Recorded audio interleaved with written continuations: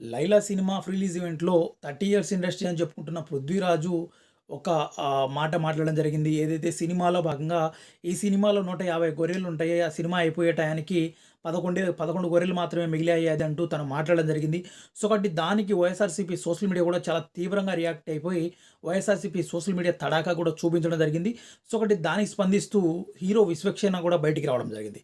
డెఫినిట్‌గా ఏదేమైనా కూడా మొదటిగా మనం చూస్తున్నట్టయితే కూడా 'పృథ్వీ' మాట్లాడిన మాటలు డెఫినిట్‌గా ఎవరైనా కూడా ఇక్కడ ఏదైనా ఒక రాజకీయ ప్రెస్ మీట్ ఏదైనా పెట్టినప్పుడు రాజకీయాల గురించి మాట్లాడుతూ, సినిమా గురించి మాట్లాడితే ఎంత నీచంగా ఉంటుందో, అంతే at same time pre release ఈవెంట్‌లో రాజకీయాల గురించి మాట్లాడితే అంతే నీచంగా ఉంటుంది. సో, కాబట్టి రాజకీయాలు వేరు, సినిమాలు వేరుగా చూస్తేనే తప్ప అక్కడ ఇది ఉంటుంది. అనవసరంగా ఒక పార్టీ చాలా బలమైన పార్టీ. చాలా బలమైన, చాలా బలంగా ప్రజాదరణ కలిగిన పార్టీ మీద ఇలా అనవసరంగా స్టేజ్ మైక్ దొరికినప్పుడల్లా స్టేజ్ పైకి ఎక్కేసి ఇలా కామెంట్స్ చేయడం అనేది కూడా సరైంది కాదు. అంటే ఒక సినిమాను నమ్ముకొని దాదాపు వేలాది మంది పనిచేసి ఉంటారు. ఒక నిర్మాత వందల కోట్లు ఖర్చు పెట్టుంటాడు.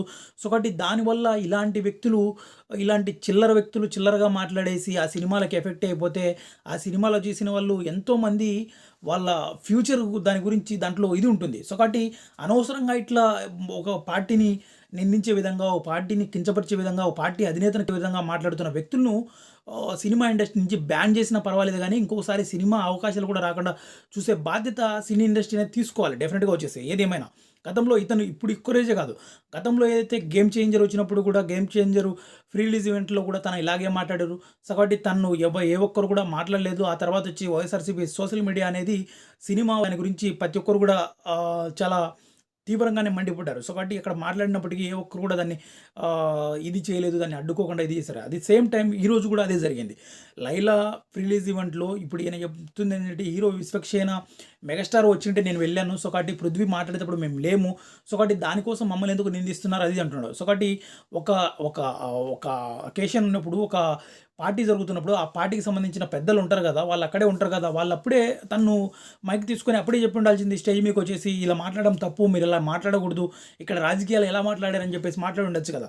సో, కాబట్టి ఎందుకంటే విశ్వక్సేన కూడా ఊహించలేదు.